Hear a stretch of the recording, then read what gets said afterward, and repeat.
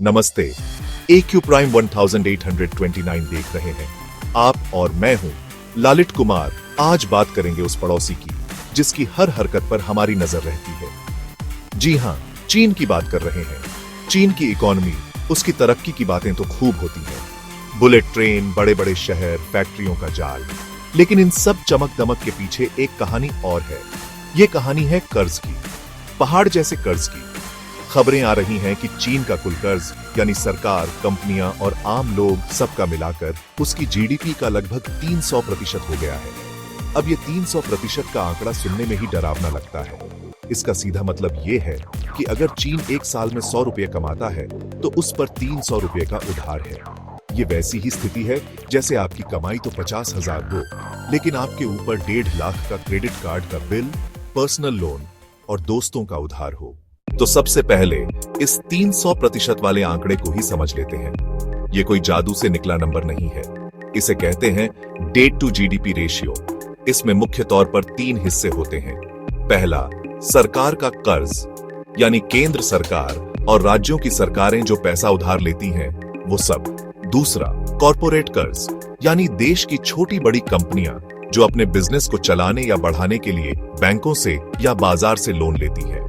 और तीसरा, आम लोगों का कर्ज, जिसे हाउस होल्ड डेट कहते हैं। इसमें हमारे आपके जैसे लोग जो home loan, car loan, personal loan या क्रेडिट कार्ड का इस्तेमाल करते हैं, वो सब कर्ज शामिल होता है। चीन के मामले में ये तीनों मिलाकर अब उसकी जीडीपी के लगभग 3 गुना तक पहुंच गया है।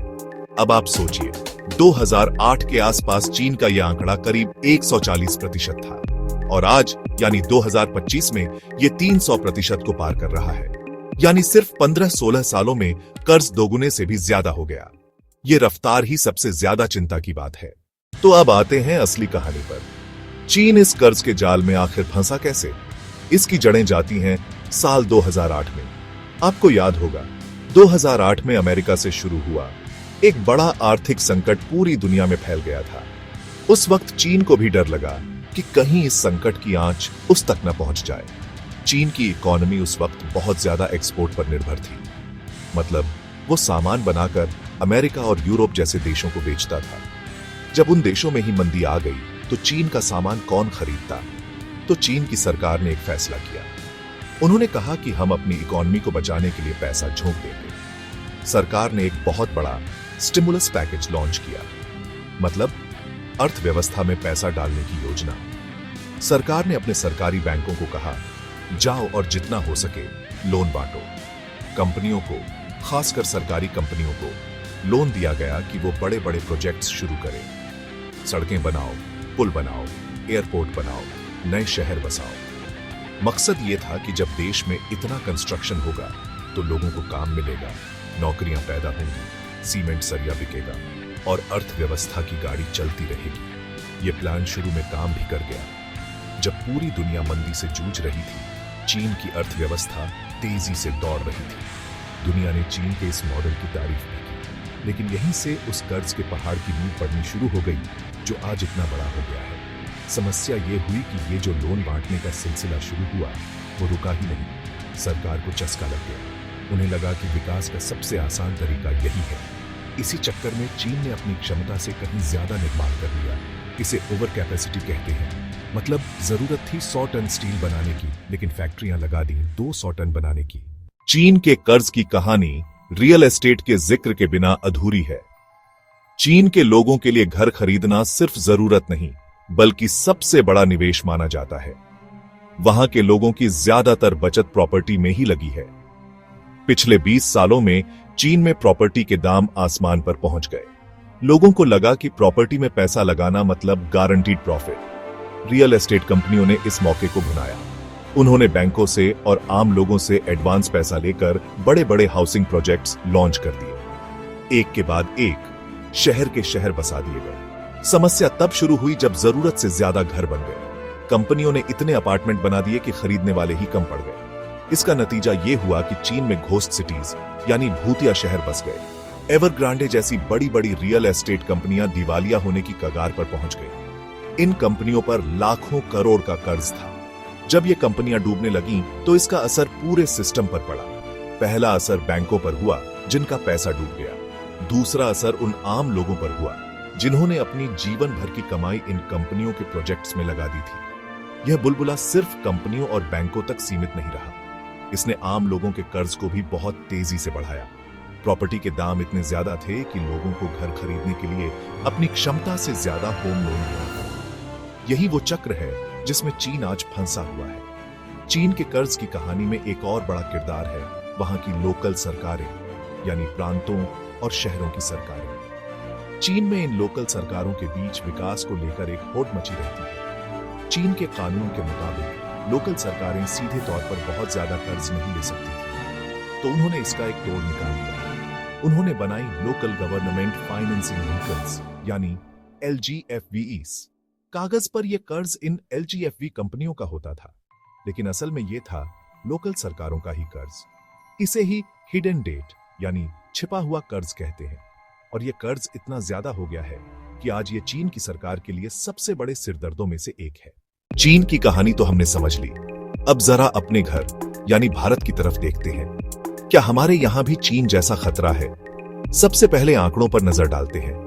आज यानी 2025 में भारत का कुल कर्ज सरकार, कॉरपोरेट और हाउसहोल्ड मिलाकर हमारी GDP का लगभग 170 से 180% के आसपास है। अब आप कहेंगे कि चीन का तो 300% है, हमारा तो उससे काफी कम है। जी हां, ये बात सही है। आंकड़ों के लिहाज से हमारी स्थिति चीन के मुकाबले काफी बेहतर और नियंत्रण में है, लेकिन इसका मतलब ये नहीं है कि हम पूरी तरह से खतरे से बाहर हैं और हमें चिंता करने की कोई जरूरत नहीं है। हमारे यहाँ कर्ज की बनावट भी चीन से अलग है। हमारे यहाँ सबसे बड़ा हिस्सा सरकार के कर्ज का है।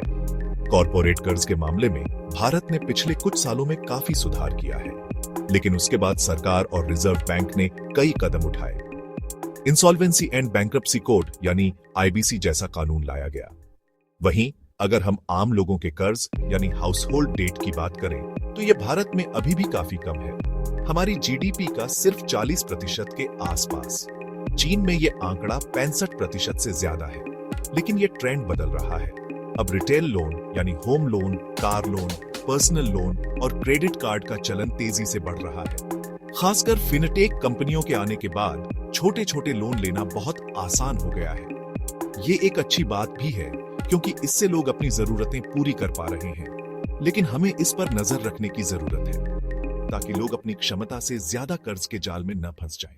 जब हम भारत और चीन के कर्ज की तुलना करते हैं तो सिर्फ आंकड़े देखना काफी नहीं है। सबसे बड़ा फर्क है अर्थव्यवस्था के मॉडल का। चीन की अर्थव्यवस्था इन्वेस्टमेंट लेड और स्टेट ड्रिवन है। इसके उलट भारत की अर्थव्यवस्था कंजम्पशन लेड और प्राइवेट सेक्टर ड्रिवन है। दूसरा बड़ा फर्क है बैंकिंग सिस्टम का। चीन के बैंक सरकारी हैं और सरकार के इशारे पर काम करते हैं। भारत में ऐसा नहीं है। हमारे यहाँ सरकारी बैंक भी हैं और प्राइवेट बैंक भी, और उन सब पर रिजर्व बैंक ऑफ इंडिया यानी RBI की कड़ी नजर रहती है। तीसरा फर्क है लोकतंत्र का। भारत एक लोकतंत्र है। यहाँ सरकार को हर 5 साल में जनता के पास जाना पड़ता है। मीडिया आजाद है, विपक्ष सवाल पूछता है। ये लोकतंत्र की मौजूदगी भारत के लिए एक सेफ्टी वॉल्व की तरह काम करती है, जो हमें चीन जैसी गलतियां करने से रोकती है। तो इस पूरी कहानी का लब्बो-लुआब क्या है? भारत को चीन के इस अनुभव से क्या सीखना चाहिए? सबसे पहली और सबसे बड़ी सीख है, विकास की अंधी दौड़ में कर्ज का शॉर्टकट मत अपनाओ। हमें इंफ्रास्ट्रक्चर पर खर्च करना है, लेकिन सोच समझकर। हमें उन्हीं प्रोजेक्ट्स पर पैसा लगाना चाहिए जो आर्थिक रूप से व्यवहार्य हो। दूसरी सीख है, वित्तीय अनुशासन और पारदर्शिता बनाए रखो। हमें अपने सरकारी कर्ज को काबू में रखना होगा। चीन की तरह छिपे हुए कर्ज का कोई रास्ता नहीं बनने देना चाहिए। तीसरी महत्वपूर्ण सीख है, अर्थव्यवस्था में सिर्फ एक इंजन पर निर्भर मत रहो। भारत को अपनी अर्थव्यवस्था को और ज्यादा विविध बनाना चाहिए। हमें मैन्युफैक्चरिंग को भी बढ़ावा देना है, मेक इन इंडिया को और सफल बनाना है। और चौथी और आखिरी सीख है, आम लोगों को कर्ज के जाल से बचाओ। हमें लोगों को वित्तीय रूप से साक्षर बनाना होगा। एक मजबूत और जागरूक ग्राहक ही एक स्वस्थ रिटेल क्रेडिट मार्केट की नींव है। चीन की कहानी हमें यही सिखाती है कि तरक्की जरूरी है, लेकिन समझदारी के साथ। उधार की चमक अक्सर धोखा दे जाती है। देखते रहिए दी लल्लन टॉप। शुक्रिया।